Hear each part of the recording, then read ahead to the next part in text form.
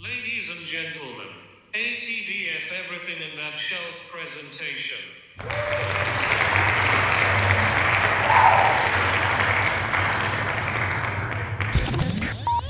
You're now rocking with TDF everything. Spoiled rotten.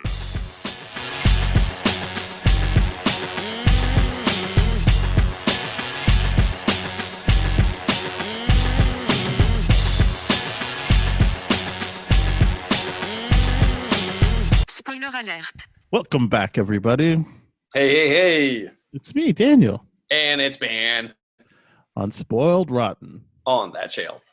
I got like a rash on my hand. It's really distracting me today. Okay.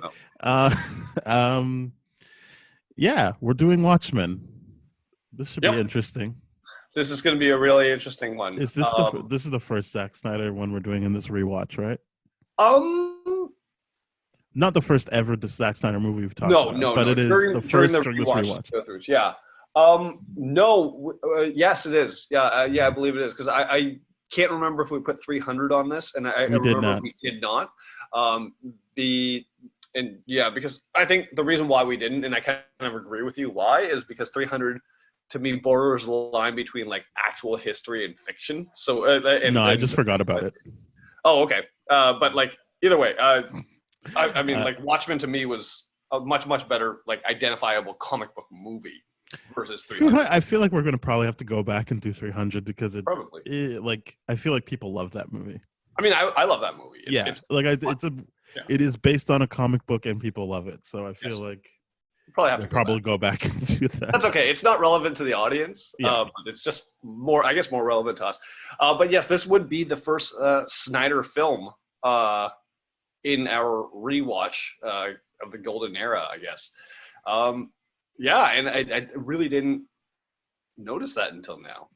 Yeah. And then I was like, that's why I was like, this will be interesting because you know what? We still have time to get it out before this one. We'll be fine. No, I mean the 300.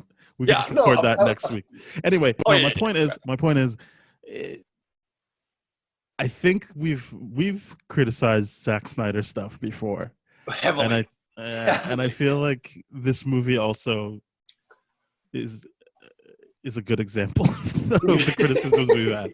Yeah, I understand that this movie is highly divisive amongst fans of the actual graphic novel, which was groundbreaking, revolutionary at the time. It was so groundbreaking and revolutionary. I actually have a friend that did a serious master's dissertation based on the Watchmen for her like English lit class, and like it was fully accepted, and it was like that's awesome. I didn't realize we'd be able to get to there that fast, but yeah, she's got like a master's thesis using Watchmen and how comparing the Watchmen and exactly what the Watchmen was for to reflect an alternate history of the 80s and all that kind of stuff, of what would happen during the Nixon era and the presidency and superheroes and all that kind of stuff.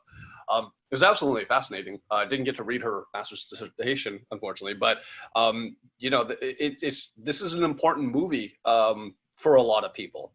And for me, not having read the graphic novel, and I'll state that right off the bat, I feel like to those fans, please take that into consideration. But okay, this is a good question I have then, because I didn't realize you'd never read the graphic novel. Yeah.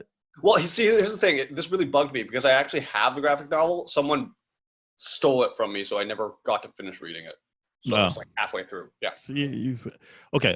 Yeah. Just ignore everything you remember from the graphic novel. Yes. Well, what is this movie about, do you think? What do I think this movie is about? Yeah.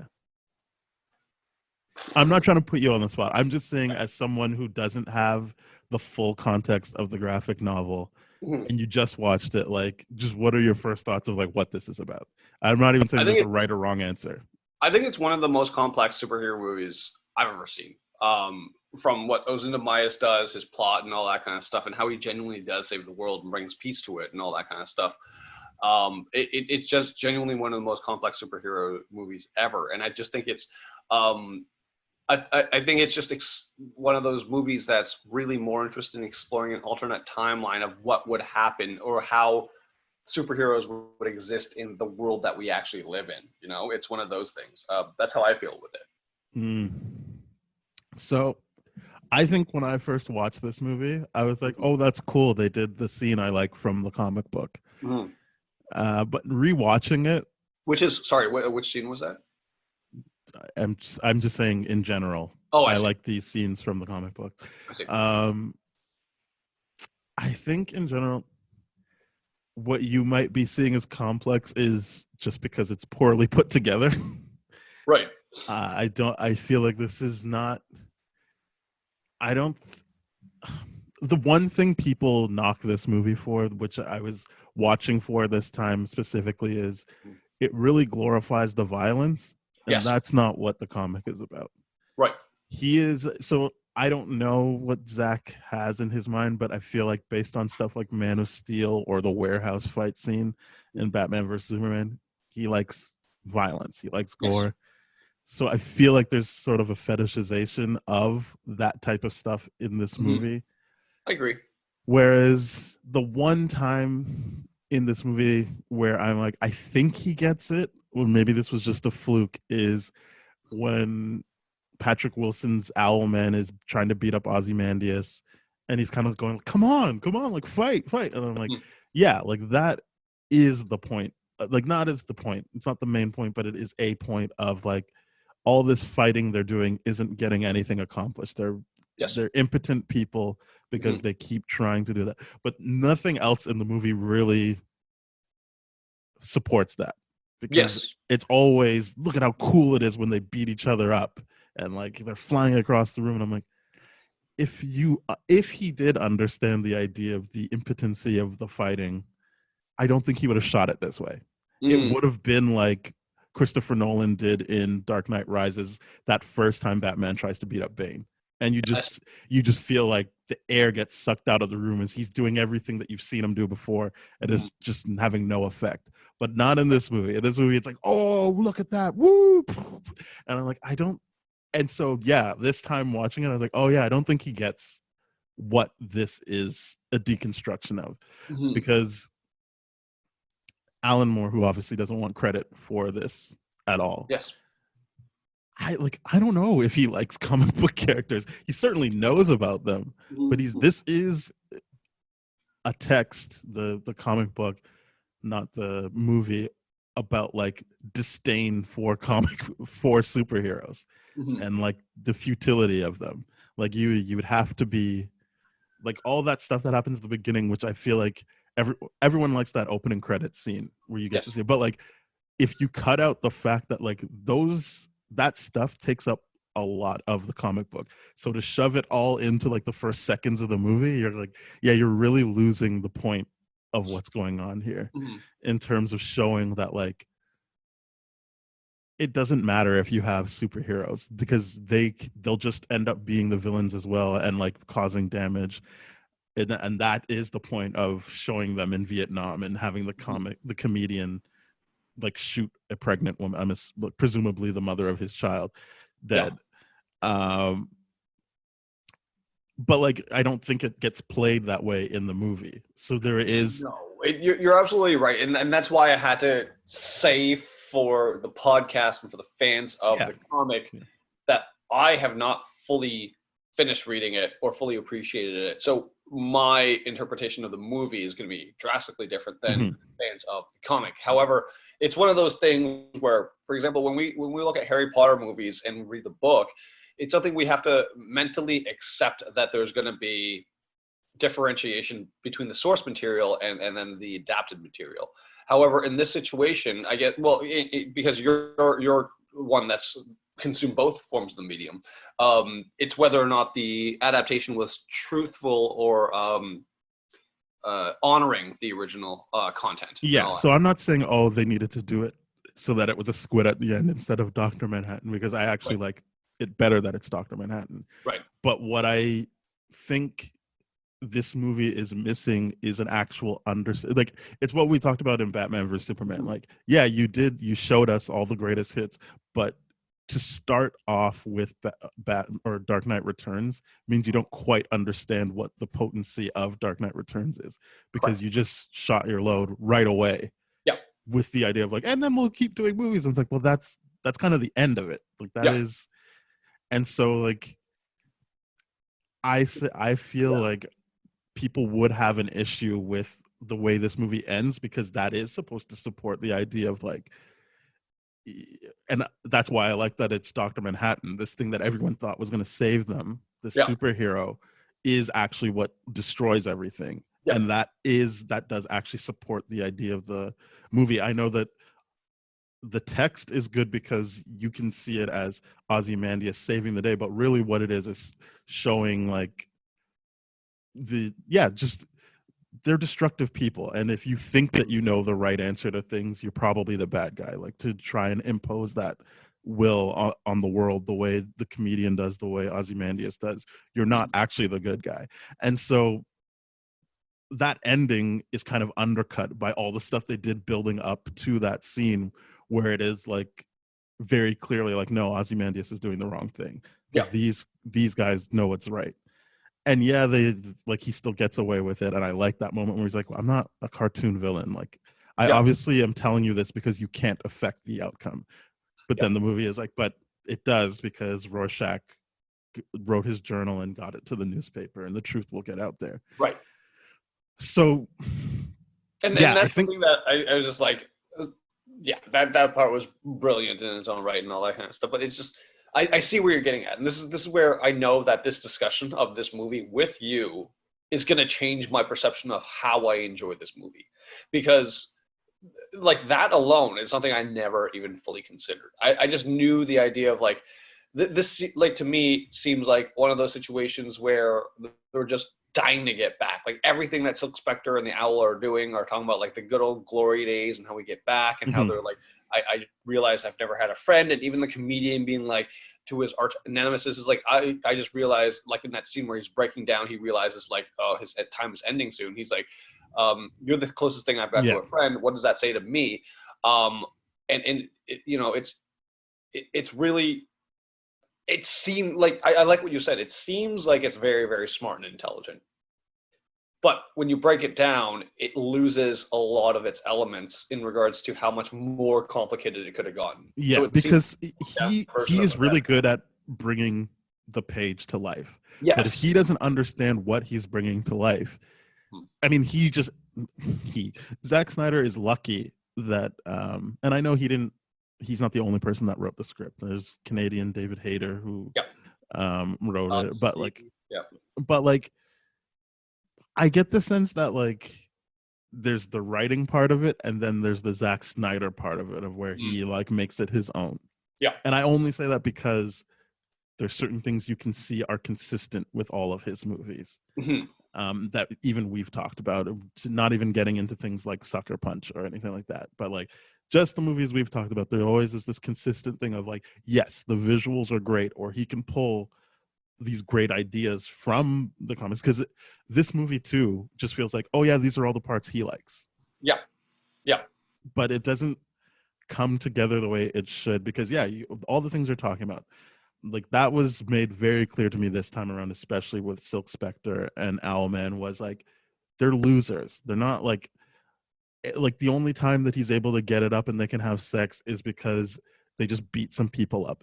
Or they did superheroing. It's not that they could connect as people, or like, it was like, okay, yeah, we're back because this is the only thing that makes us feel good. Yeah. And then what do they do right after? It was like, yeah, let's go break the law. Like, let's go just break our friend out of jail. Because we know what's right. And no one else knows what's going on. Like, by all means, Rorschach should not be on the streets. But they're like, no, that's our friend and we want to do it. So let's go break him out of jail. Yeah, it does illustrate that in a very, very poorly done way. And like the themes throughout that, like that alone of them being like, no, the government being like, no, we're outlawing all masks. It's better this way for the population. But we don't actually see that from the population standpoint, right? We don't. That's another thing, is that there's no world building in this. It all is exactly what we've talked about in other comic books, but especially Zack Snyder stuff, is like, you just have to know what they're talking about. Yeah. There is no, and I don't mean holding our hands, but like when we talked about Fantastic Four, the Josh Trank one, you could tell they were building out their own world. Like Yes, they were. it wasn't hand holding. It was like, no, this is the world we want to create for these characters. Correct. Whether or not people liked that, I liked the world building aspect of it. This movie isn't trying to do that. This movie is all, especially because they put all of the history and world building stuff into credits so that people can be like, oh yeah, I remember that storyline. I remember that storyline. Right. But they don't ever get into it. So you don't know why superheroes are outlawed. It's just, you just got to go with it.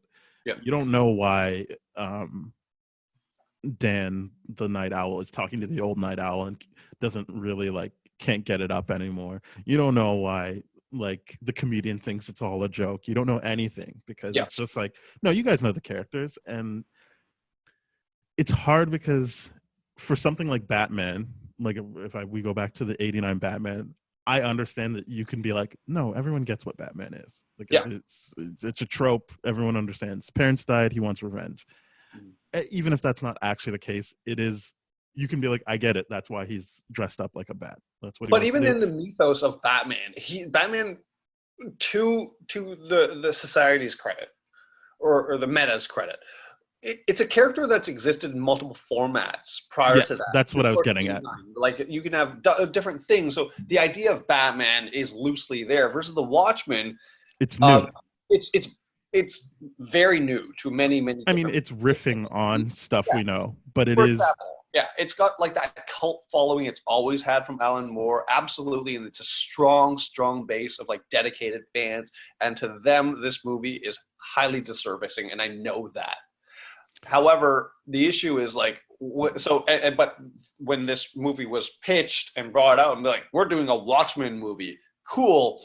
They now had the responsibility, or better yet, Zack Snyder had the responsibility to tell us, the general population, who are the Watchmen? Why are they important? I agree that first aspect of like the history aspect of the Watchmen, like the first, or the idea that they're not actually called the Watchmen, or the Minutemen. Sorry, the Minutemen. Yeah. No, the movie calls them the Watchmen, but that's not what they're called in the comics. Well, exactly, but like even then, going to that degree, the idea I can see what you're talking about. There's like sprinkles of the idea, the grander themes that are loosely sprinkled throughout the whole movie. Like the idea of like the riots and then the guys like spray painting who watches the Watchmen on the glass, but then it's immediately broken by, for the sake of visuals, so that it's this big explosion that engulfs everyone that's there, which that's right away telling you like, oh, like this guy doesn't get it because like, or even if you think he might get it, it's kind of like, well, that raucous end to the like kind of almost thoughtful opening credits is just like, yeah, here we go. Like it's like this big explosion instead of a more subtle exploration of what's going on here. Because I would have loved some more elements on the ground. And this is where, and unfortunately, like last night, I did end up watching the extended version because I couldn't get access to the theatrical one that you watched. And that one is very, very interesting from the cuts and all that kind of stuff. Because I'm not going to talk about the pirate stuff because I just basically at that point I was just like, I'm not talking about it with you. I just like fast forwarded it. But the way they introduced a character on the ground reading that comic to link it to that would have been okay. That was a successful element of bringing that storyline into this, which distracts from the overall thing in my opinion, but it was a good way of being like, okay, what's that character, what's going on with them, what are their thoughts? Because the whole time he's reading that comic book, he's reading a comic book. That's how it works in the comic book as well. It is someone's reading that.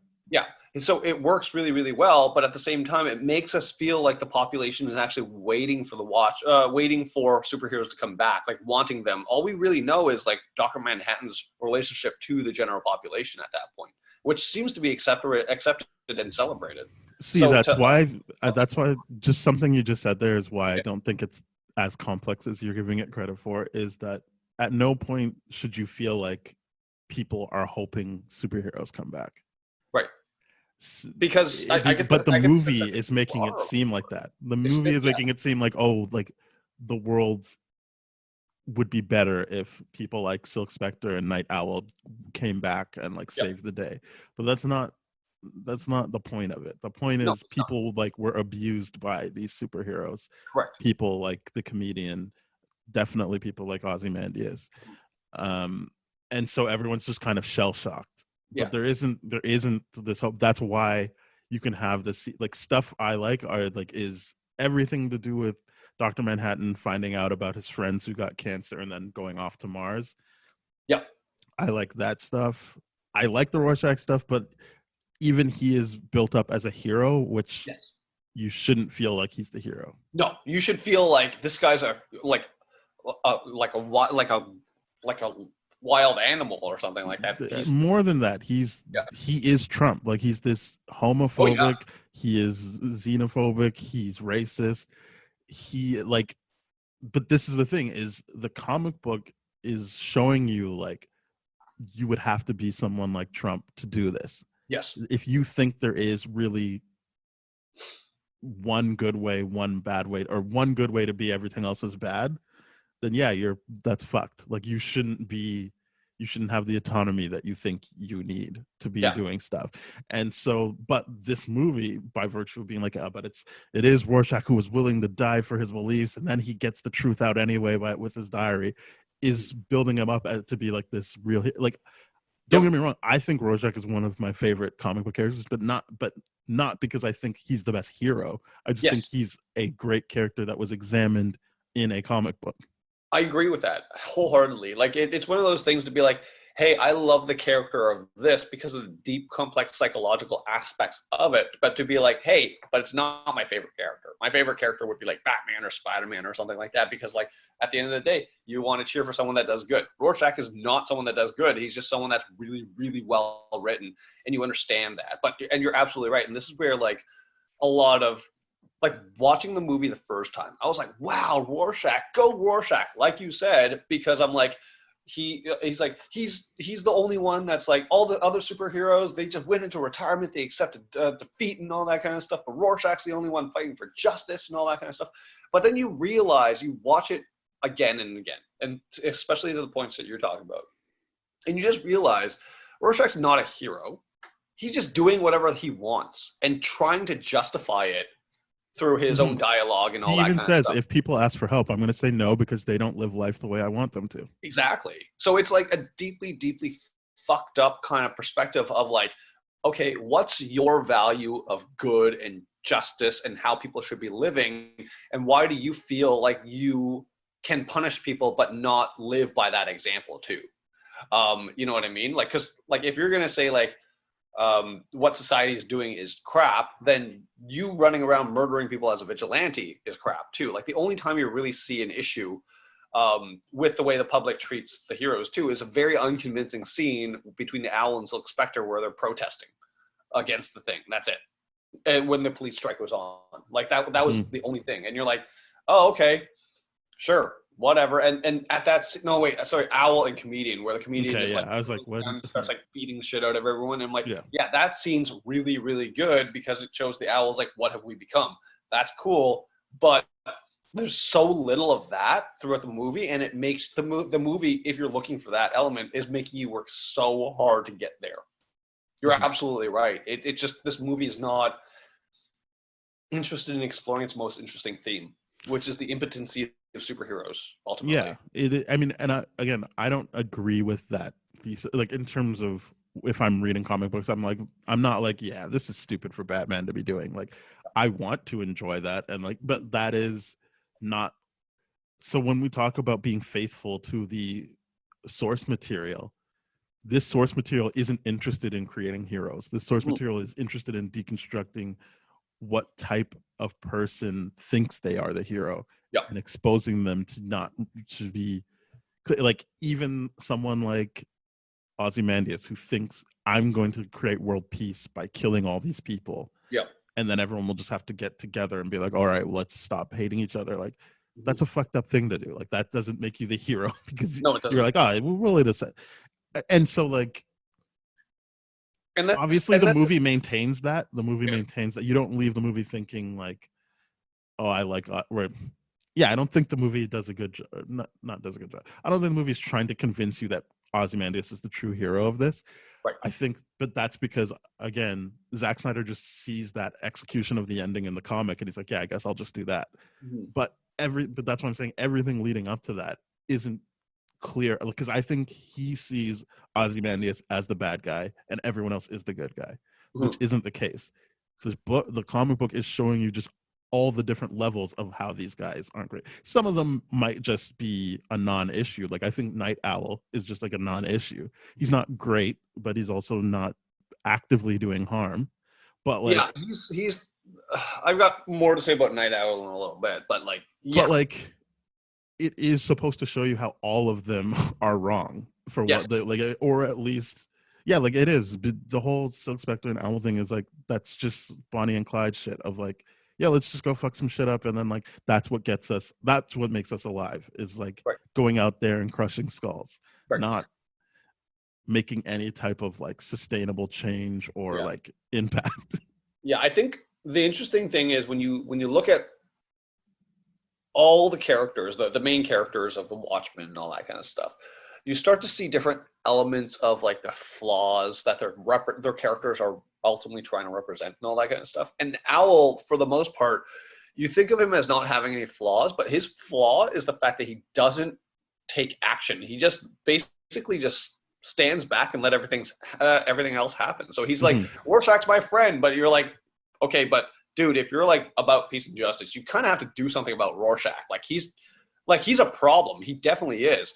You know, and or the comedian, when you're like out patrolling with a comedian. Yeah, like he's like, I let people do things because they're my friends. He's the guy that's just like won't say anything bad about Trump because it's like, oh yeah, like he's that guy. So he's like, he's not innocent in his own right. He's just completely impotent to do anything about anything. He just doesn't want. He's constantly at a standstill to be like, I can't do anything about any of these people, and you know, like they're and so I'm gonna allow it all to happen. And Rorschach, I think was one scene. Oh, comedian makes a good point in that the Vietnam scene where he guns down the woman that he impregnated with his child.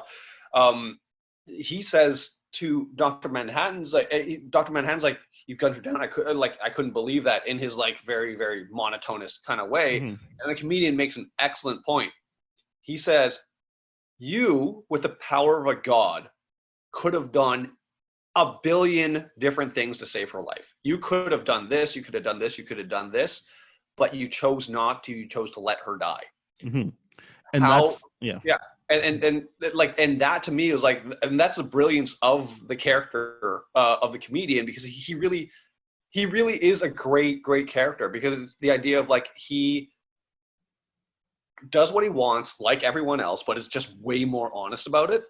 And then he's just like, but here's the fucked up part of everything is like, you think I'm the issue? I'm what society bred, and all this kind of stuff. I'm just doing what everyone else is doing. I just have more powers and therefore are capable of doing more than other people.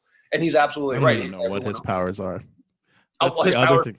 That's the other thing with this movie is I'm like, yeah, Dr. Manhattan has powers, but that's supposed to be the point, is that he's the only superpowered person. But you've got these people like punching each other and throwing each other against like across the like room, and I'm like, so like, can anybody do this? Are they, because in the comics they don't have powers, it's just they're fucked up people, and that and I think showing them as being superpowered also is another step away from the point of what is happening in this. Is that like, the idea is they aren't different from anyone else other than they have this fucked up idea of what they think justice is. But then you put that thing where you think comedian has superpowers, and then you're like, well, yeah, they're different. Like they got powers. That's why they're doing what they're doing. Yeah. And I feel like that muddies on my part. But that's what I'm saying. The movie muddies the waters too much on what is actually supposed to be happening. Yeah, because that scene in Vietnam should be like a mini culmination of, you've seen everything else that's happened to that point, and you hope that someone like Night Owl or Silk Spectre never gets to the point where they're like, well, I'm so far removed from this stuff, I don't care that he's doing this or that they're doing that. That Rorschach is already there. That comment about, I'm not going to help you because you don't live the way I want you to, We already know comedian is just a through line. Like he's not going to change throughout. He already has figured life out. It's all a joke to him.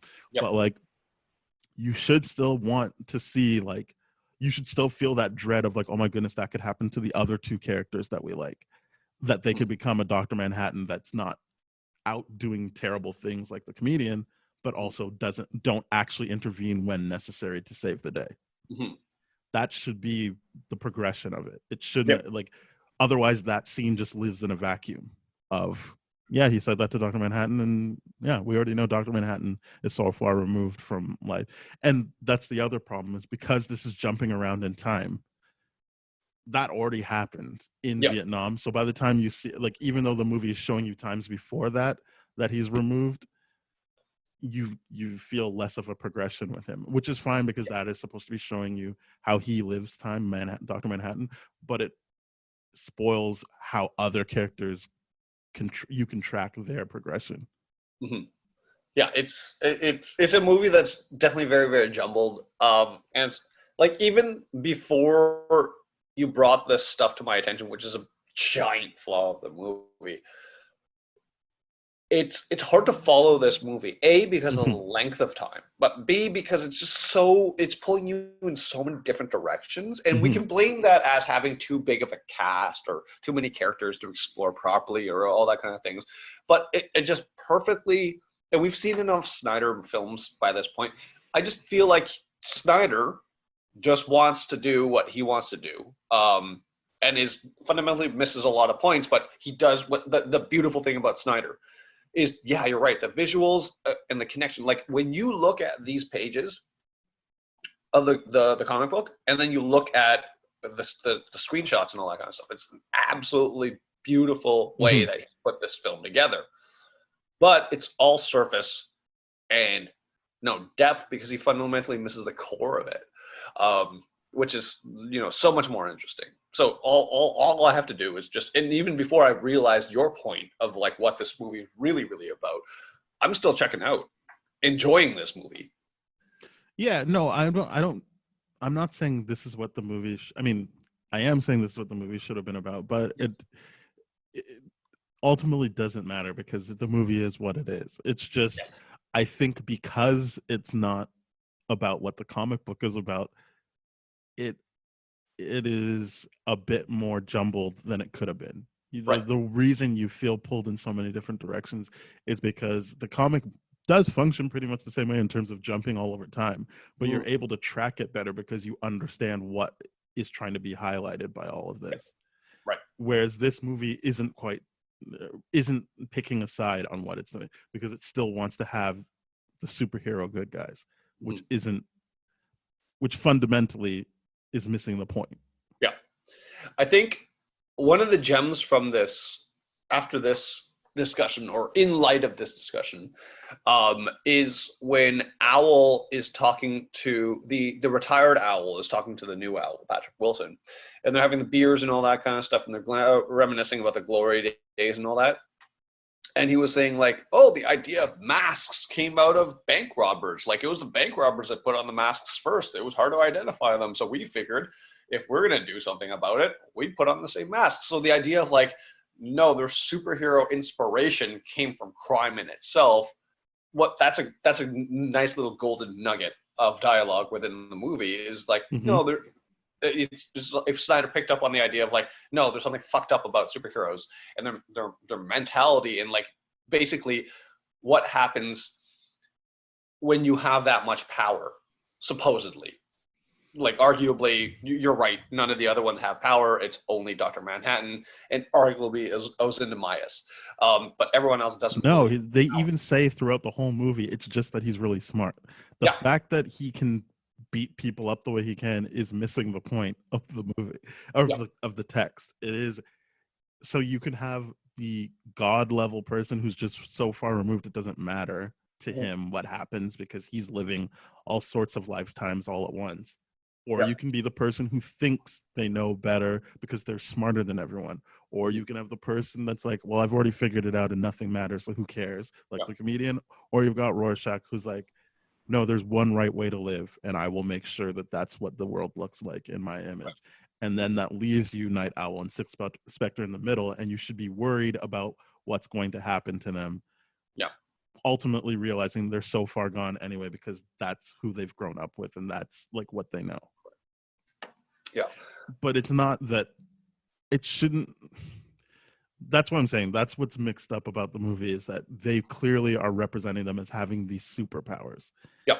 And then it further removes you from what the point of the thing is. Mm-hmm.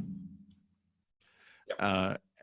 And yeah, as I said, it's like this fetish of gore and violence, which, as I said, obviously it can't all be that scene in Dark Knight Rises, but there should have been more of that to highlight what is happening here.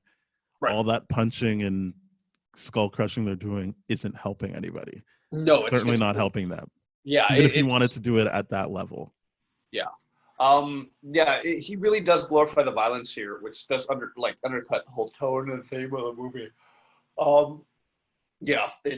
But I do like how they made even like the most uninteresting character, which is Owl, in my opinion. Here, like they made him to be like, no, he gets off sexually on this, like the fact that he can crunch skulls and do all that kind of stuff. Mm-hmm. It's very interesting because of how jumbled this movie is ultimately, even without me noticing that point, which is a fucking excellent point. I will give you that. It's a great point. This movie just doesn't, it loses its main focus. Yeah, I mean, we know that that's kind of what happens in a Zack Snyder movie. There is, he knows what he likes out of certain comic books, and that's what he's going to portray on screen.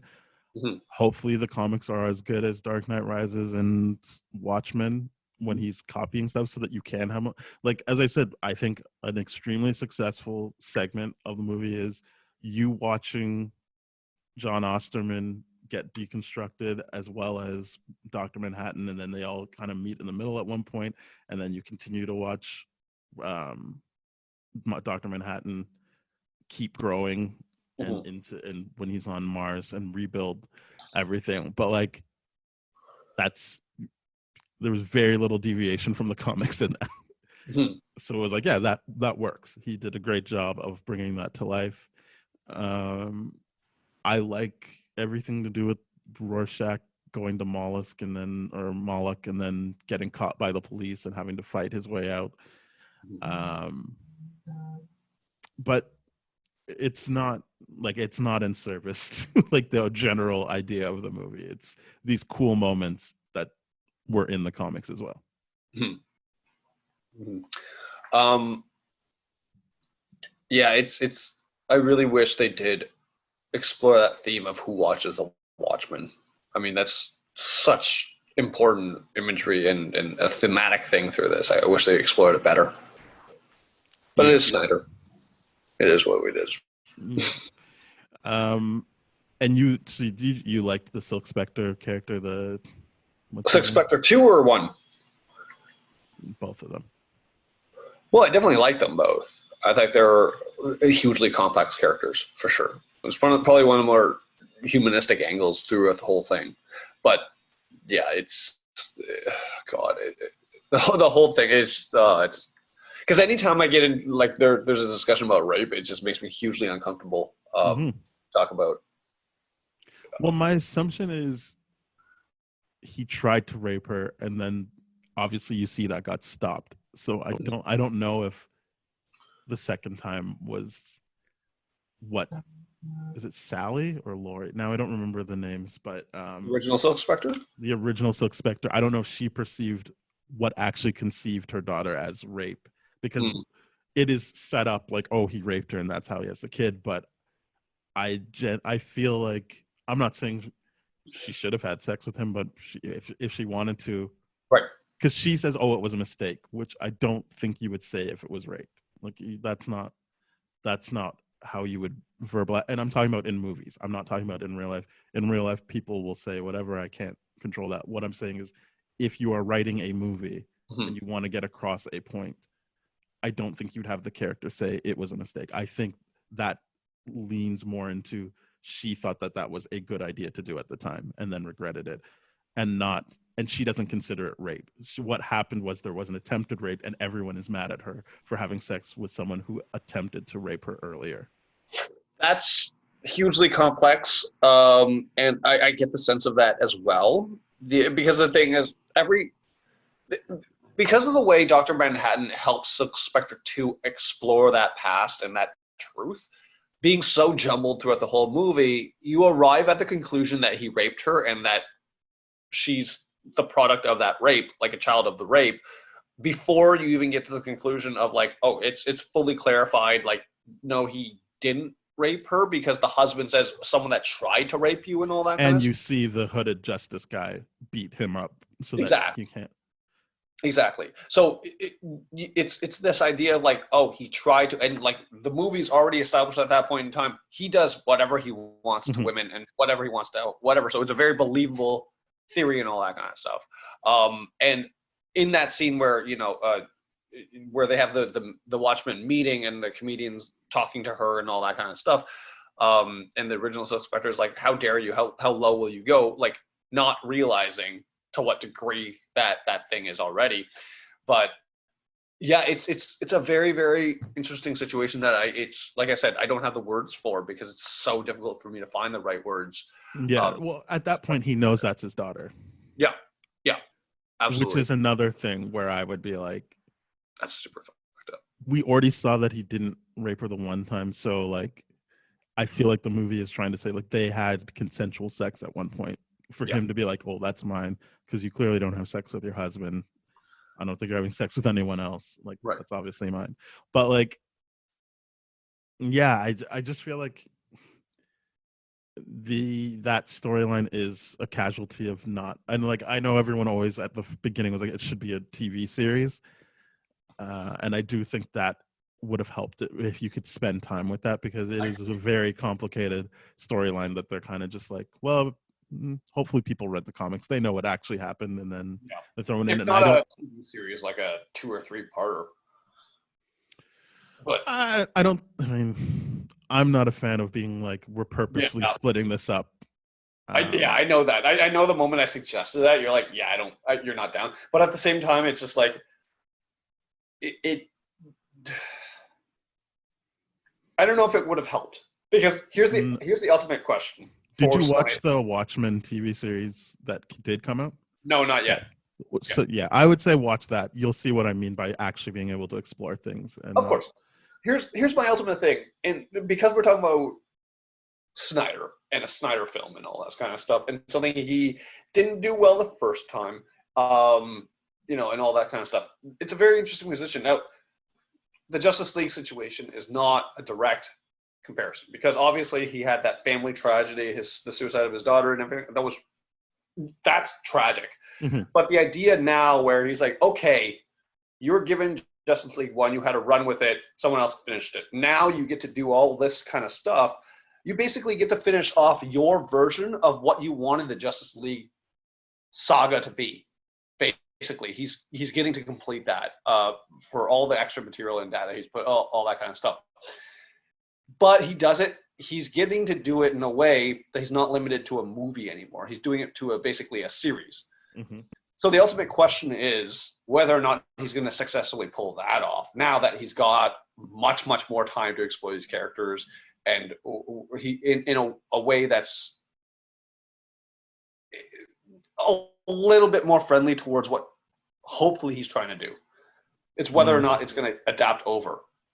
Yeah. I'm hopeful. Maybe. Okay. I don't know. I don't really want to talk about Justice League, to be honest. I want to talk about Watchmen, but like, I don't know. My point of bringing that up was just be like, the multi-part movie thing is whether or not like that would be a good test. I guess maybe, I'm not too sure, but so I mean, to be clear, when they were saying it should be a TV show, Zack Snyder was nowhere near this property, because I'm pretty sure this property was like people, as soon as it came out and was selling well, were like looking to adapt it some way.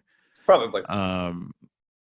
So yeah, I don't mean like it would have worked better if Zack Snyder did a TV show about it. I'm saying when they initially thought of doing this and it was a TV show, I feel like, yeah, that probably would have worked better than this movie that, even as long as it is, can't service all of its characters, especially something as delicate as Second Silk Spectre's like trauma behind how she even came to be and what relationship she had with the male who raised her and her mother, because they hint at it, but like throughout the comic you're really seeing that, like, and I mean, you didn't watch the TV show, but she comes back for the TV show, and like the way you see her in the TV show really speaks to what happened in the comics in terms of the resentment she had of her mom forcing her to be this superhero, and like she had to dress the way her mom dressed, and like she couldn't do what she wanted to do. And so then again, I'm not going to spoil it for you, but like when you see her appear in the TV show version, you're like, yeah, that makes sense. Like this is a great progression from the comic to screen, and you have time to explore this. Whereas in this movie, it's kind of just like, it looks like she wants to be a superhero. It doesn't seem like there's really any pushback. Yeah, there's like one movie, line maybe, but yeah, like it seems like she's just down. Exploring Silk Spectre too. They're really not that interested in exploring her. They're just like, no, she's being used as a device, a writing device here, and it's just not fair to that character. Yep. But I thought that was unfortunate that the very rich like themes explored in the Silk Spectre as like mother-daughter family stuff couldn't be serviced even in a movie that, like, I'm sure they don't really service it even in the 4-hour 3-hour version you saw. No, they really don't. This is, oh man, this movie makes me think of it very, very differently now, obviously. Yeah, I like Sin City. I'm like, well, I saw it at a time that it worked for me. Yeah, so it's not like I'm gonna like this was a 4, but like I understand now why people are like it's not that good.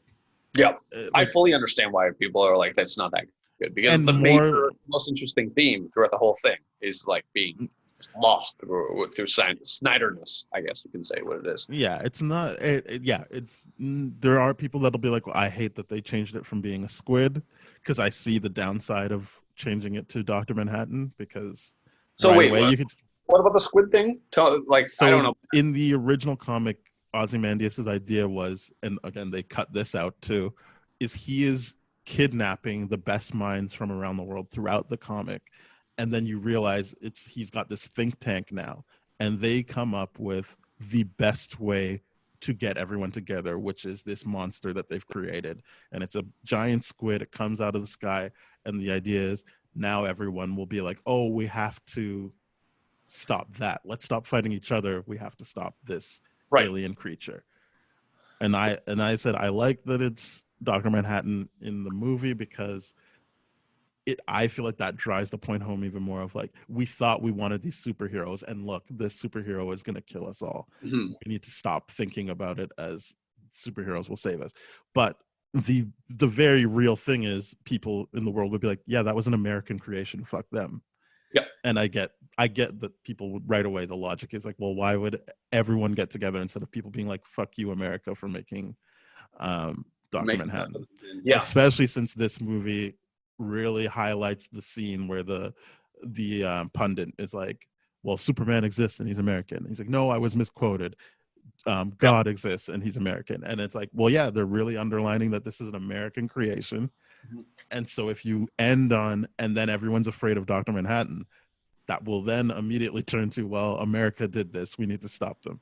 Yeah, but like the only saving grace that the narrative isn't like that is because New York got nuked in that too, right? So it's like, yeah, no, I again, I like that it's changed to that, but I understand why there might be people who are like, no, it should stay the squid with that bit of logic. But again, I don't think the movie doesn't work because of that switch. I think the movie doesn't work because it has lost sight of what the point of digging into Watchmen is, which is this exploration of these people. And it's not even like Dan, I don't think, is traumatized. It's just these people who are and again, I don't want to like focus on powers because that's not what the majority of the team has. It's these people who think they know what's right and are Yes. imposing this on the world.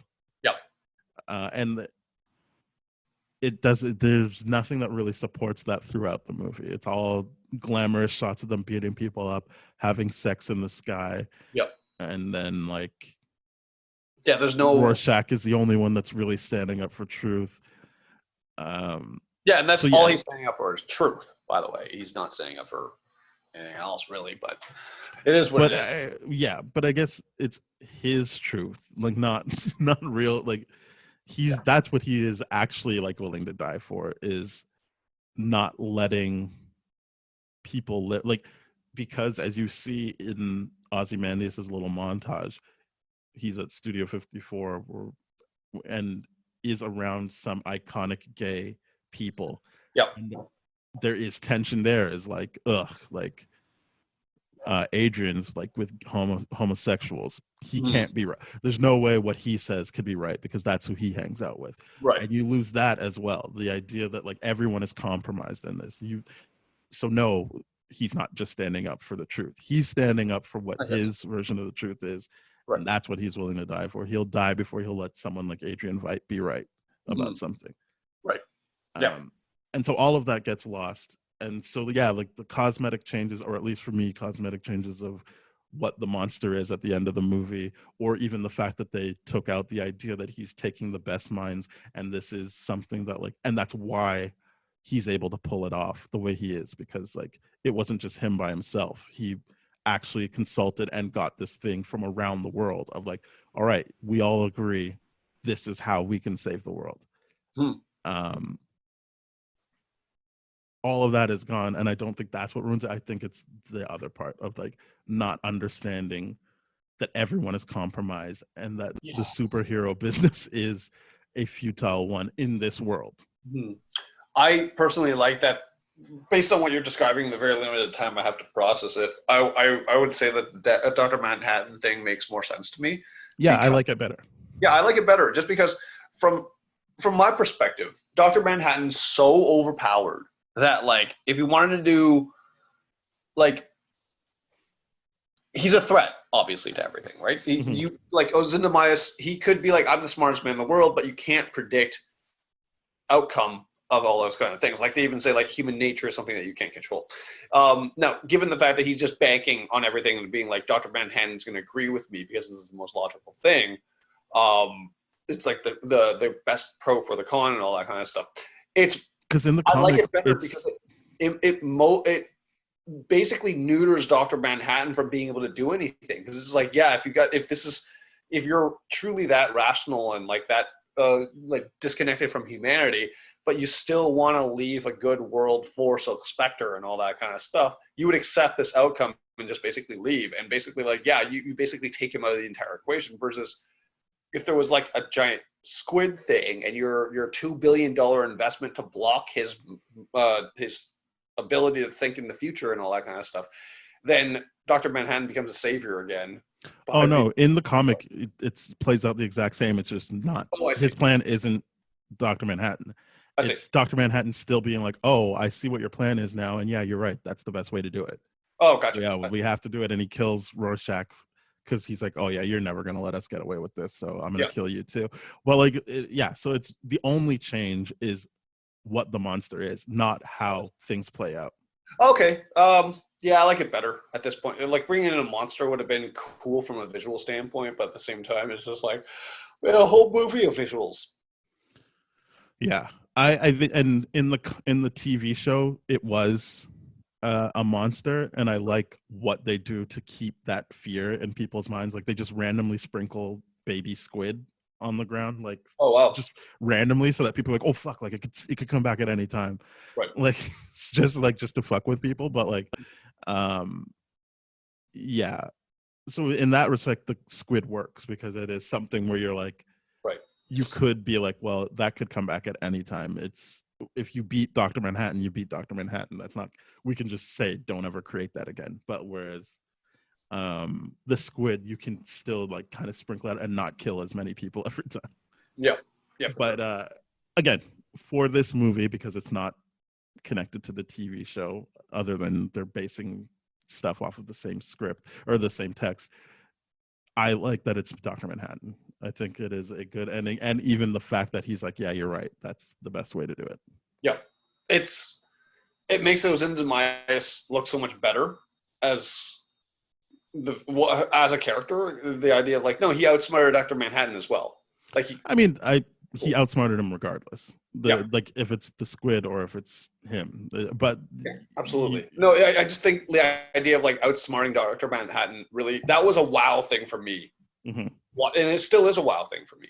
Like, it's just like, holy crap! Like, this is a person with like a godlike being that has the ability to see through infinite parallel universes and all that kind of timelines and all that kind of stuff, which was really, really frustrating. And from the Mars scene where he's like, this is where we talk. This is where you tell me you slept with whoever and all that kind of stuff. Mm-hmm. And then like, it's such a wildly frustrating scene because it's just like, and because you feel Brazil Spectre, you're like, wait, what? But then at the same time, you still need me to tell you. It's like, yep, that's how it is. Like, I'm just telling you what's going to happen. I can't stop it from happening. Well, that's also the problem with the movie, is that it's just like, well, people know that that's how he is. So like, we can have the one scene that shows, instead of the work that's put in the comic book to build up that's always how it is. Yep. So yeah, that would feel frustrating if you're like, well, maybe she's right and maybe he doesn't know everything. Whereas in the comic book, the time is put in to be like, no, like it obviously needs to always play out, but he knows what it is. Like he knows what's going to happen. It's just going to play out. And I feel like the TV show does that well as well. Like it does a way better job of being like, there's like a scene where, whatever. I think the TV show is really good. And I think the TV show is, even though they had their own idea of what they wanted to accomplish, is using this text of the graphic novel to highlight these things and accomplish them in a much better way than this movie does. Nice. I gotta check it out then. For sure, I gotta check it out. Yeah, I think it's just really well done. I've obviously spoiled like one element of it, but okay. but I do think that the use of how Dr. Manhattan sees time is way better portrayed in the TV show. And I don't mean scene by scene. I mean, like, as you look at it as a whole, you're like, wow, like they did a really good job of showing you like what he means by like, well, we're not going to just not talk about it. Like, it has to happen. It has to play out. Mm-hmm. Yeah. Very cool. Yeah, definitely. I'm going to start picking up the TV show then. Like the really, really cool things that I think this does very, very well. I think I wish what this did better was explore the idea of who watches the Watchmen, who decides the moral code of that, and who decides whether or not that moral code is okay. Like the idea of like, oh, like for us, we have police officers and we elect politicians to set the rules to govern the police officers to be okay. But in the scenario where we have just vigilantes coming out and we're accepting the fact that, okay, you can protect us in a way that police officers can't, but we have to accept the shitty aspects that come with your protection too, is a hugely interesting thing. Mm-hmm. Like it plays out really, really well in The Boys, like seeing like their superheroes, how fucked up they are and the public personas and all that kind of stuff. Yep. Like it does a really, really good job of doing it. They're much, much more successful. And like fundamentally how superheroes are not, they're just people with too much power. So for example, like I guess the real world example would be, for example, if we take a look at Justin Bieber and being like, what happens to someone when you have that much power given to you and you have without the discipline to working through the discipline, the framework of the moral code or whatever to do whatever, and you just kind of go fucked up and you kind of do whatever the hell you want, right? Spitting on fans, doing whatever. It's very, very similar to this. No, and it's very. I would say the real example is police in general. Well, like, the absolute yes. You give them this badge and then they can murder people. Yes, police getting in trouble. The absolute perfect example. Yeah. I'm just trying to be the Justin Bieber one is he's an entertainer, so it's different. I'm just trying to pick a lighthearted one. But yeah, you're absolutely right. The real life police, they fucking do whatever they want, and I'm just like, who tells them what to do, because we're supposed to be like, oh, internal Exactly. affairs, and it's just like, yeah, we're very quickly finding out it's not as effective as we have been led to believe. Yeah, because if Justin Bieber kills someone, maybe he can get some people to try and cover it up for him. But Sure. there's nothing that protects him from going. Like, he'll go to jail if it's found out that he did it. Right. But for It's not necessarily confirmed that a cop will go to jail for killing someone, correct, as we've seen. So yeah, that's why I would say the Justin Bieber one. I get it. The fame goes to his head, but he's not in a position where everyone agrees he can dictate what right and wrong is to us. Mm. Police definitely have the perception of they can dictate what's right and wrong to us. Yep. Their interpretation of the law is just, it is fucked up. Yeah. But yeah, that's Watchmen. It was, like, as I said, the stuff that I was looking forward to still held up. But I watched this time specifically with that criticism in mind of how he portrays the violence, and I feel like that criticism holds up as well. Mm-hmm. And it leads to other issues when you're like, oh, okay.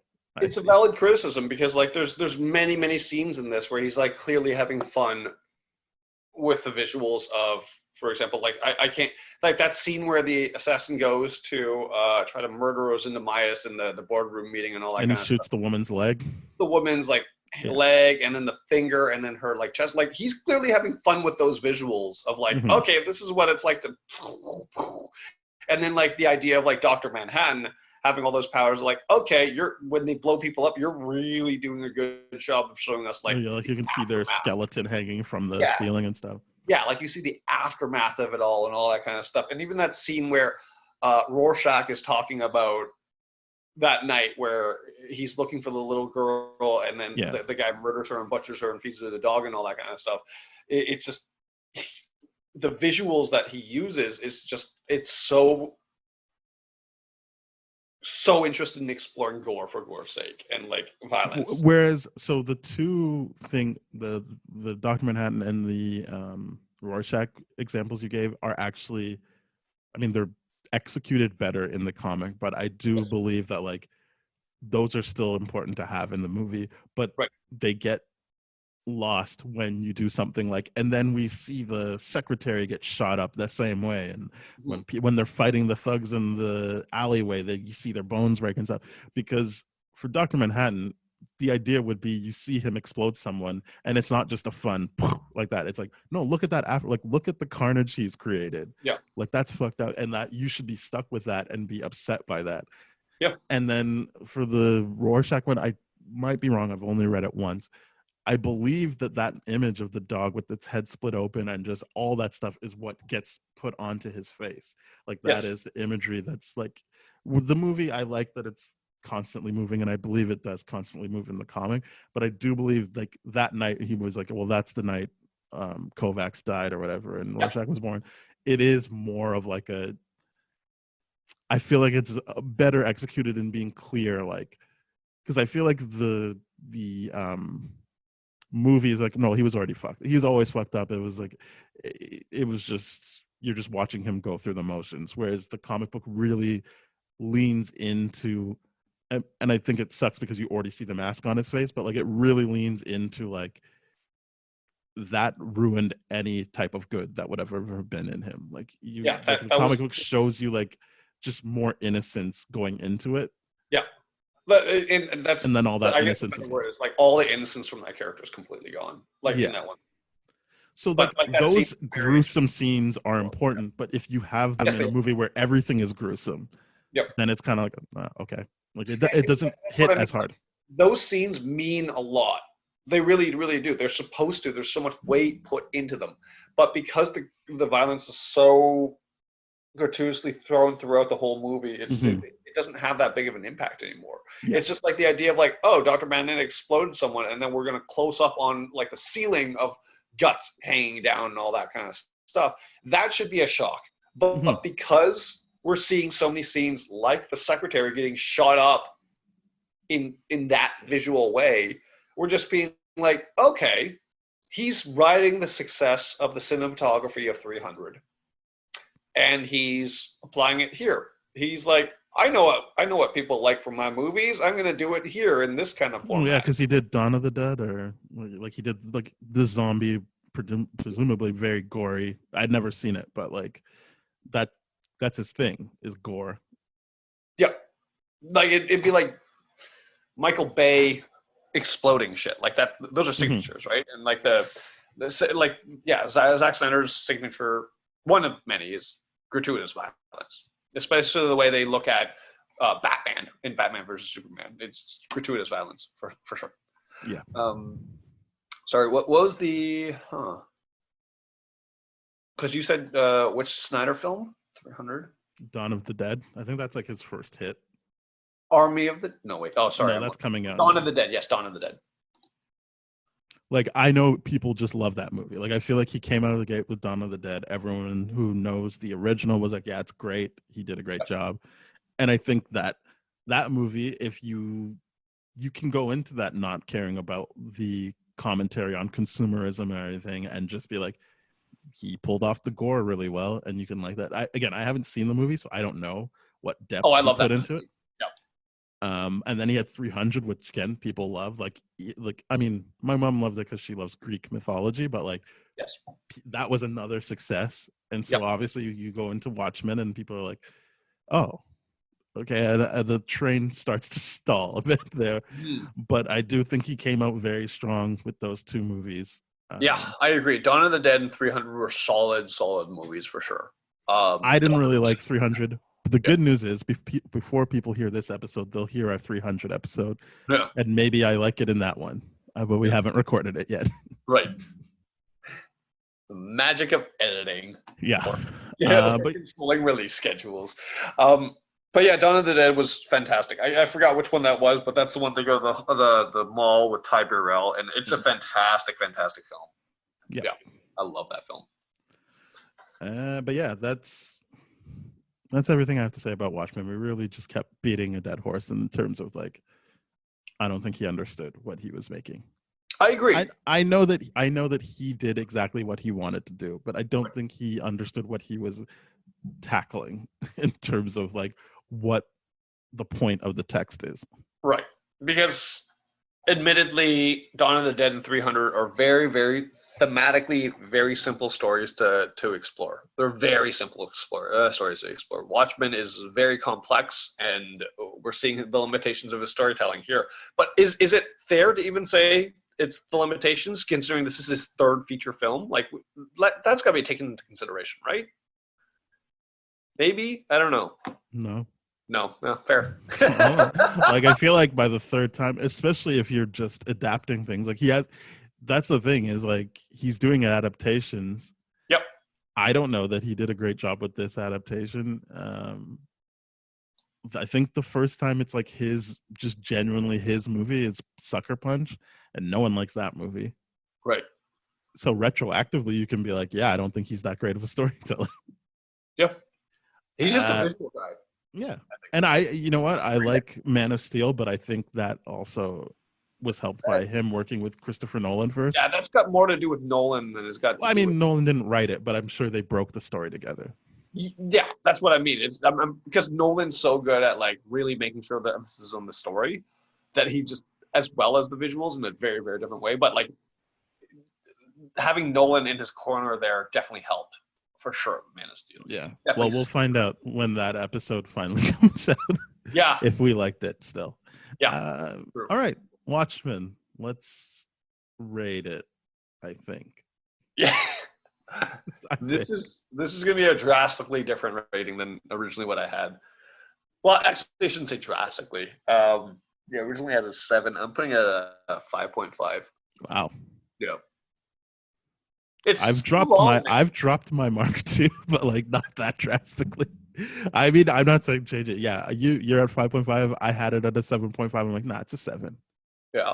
For me, I mean, what works for me, and I don't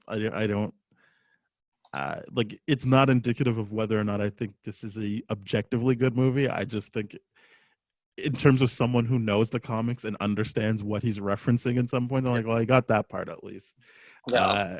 But yeah, in terms of it me feeling like it's a really well done movie like I did in the past. No, it you just kind of entertains me.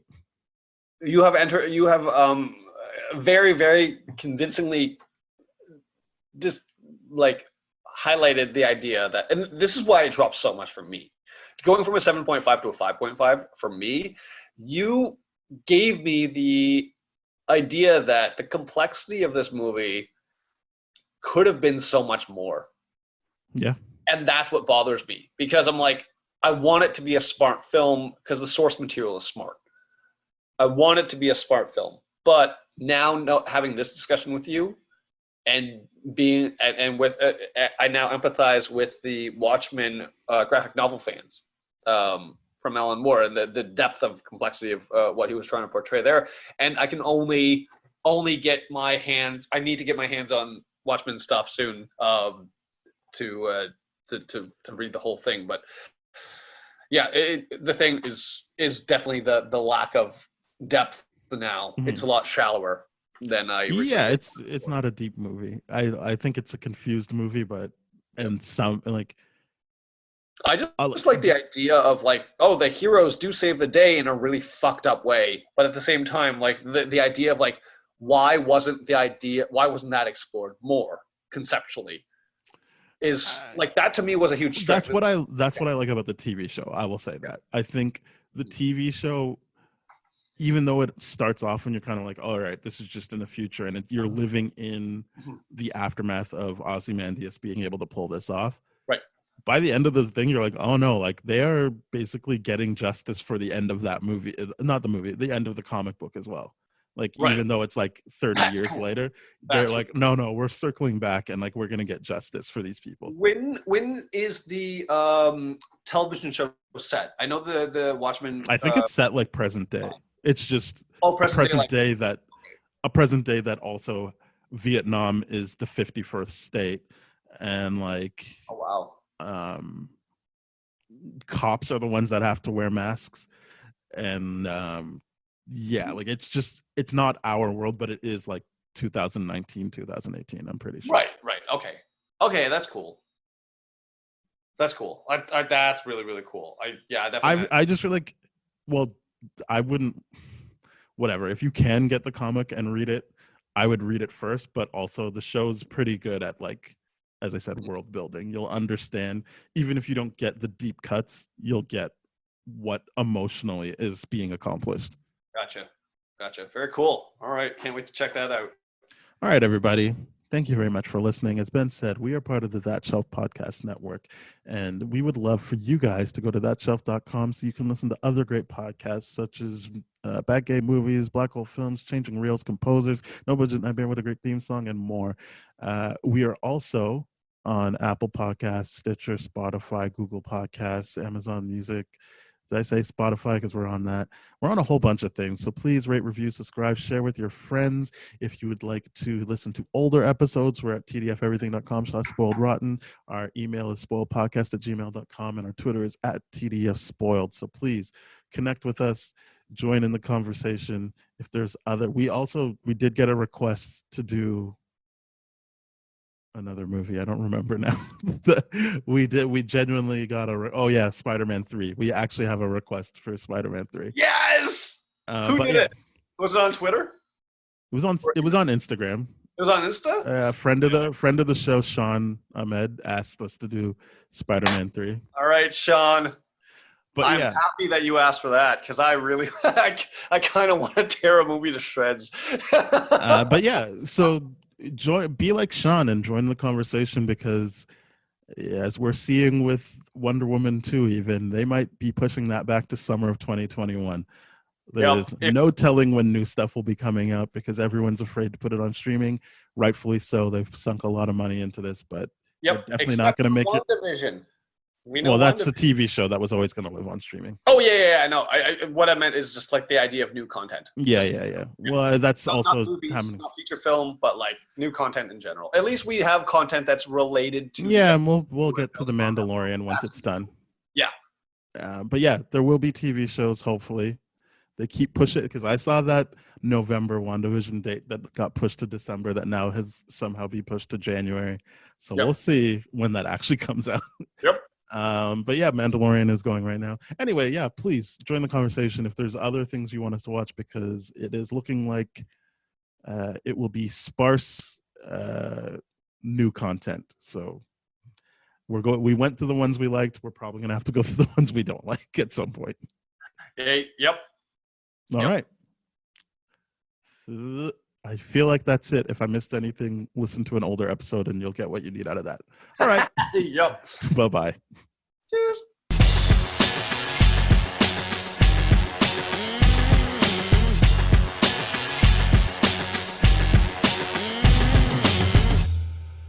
This has been a TDF Everything production, brah.